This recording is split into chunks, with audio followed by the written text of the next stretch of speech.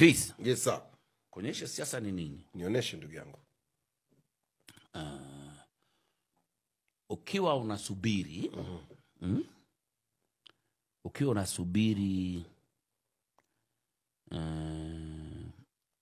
unasubiri kwanza siasa yako 2027 for example, okay, na unapanga kabisa kuwa unaenda kumtoa William Samoei Ruto na Kindiki waende nyumbani, na wewe ni team one term.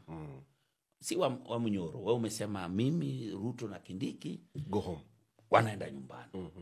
Okay? Nimeingia kwa page ya Kindiki. Yes. Okay? Hii ni Kindiki on Wednesday. On Wednesday alikuwa Tharaka Nithi. Okay.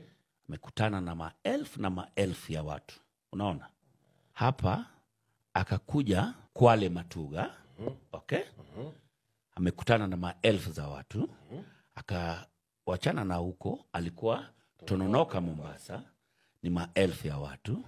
Akatoka tena kidogo, ndio huyu alikuwa Elgeyo Marakwet, elfu ya watu. Akakuwa Igembe tena, maelfu ya watu. Unaona, akakuwa Sitotuo. Sitotuo huku ni Okay. Keyo. Huyo ni naibu wa rais. Yes. Si rais. Naibu wa rais. Huyo ni naibu wa rais. Naibu wa rais. Okay? Na ni hivyo kila siku. Meaning wako ground. Unanipata?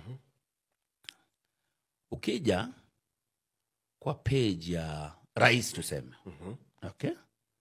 Of course hii wiki amekuwa Homa-Bay na imekuwa ni daily mkutano, ako Kiambu, ako wapi nini, wanaongelesha watu. Okay? Ukienda kwa page ya wa Munyoro, ulikuwa unaona kila siku wako juu ya gari, mkutano. Kwa sababu tayari wanajua what politics is. Now that is politics. Sio mtandao. Mungu moja siwezi kukudanganya. Siasa kwa mtandao achana na. Yes, hii mtandao ndio ilisababisha vurugu. Ndio. Hii mtandao tu. Ndio, ni mtandao ilivuruga. Siwezi kataa. Na saa hizi watu wako ground. Watu wako ground. Watu washaingia ground. Kwa hivyo mtandao na ground vitu mbili tofauti kabisa. Siwezi kukudanganya.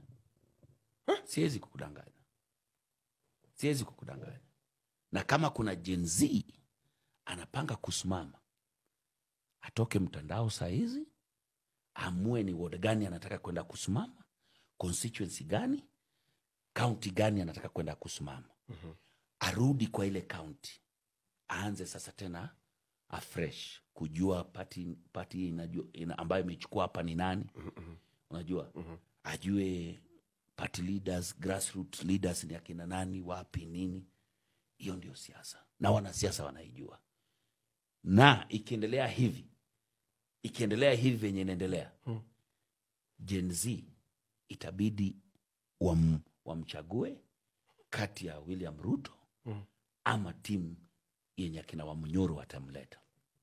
There will be no third force because it will be too late.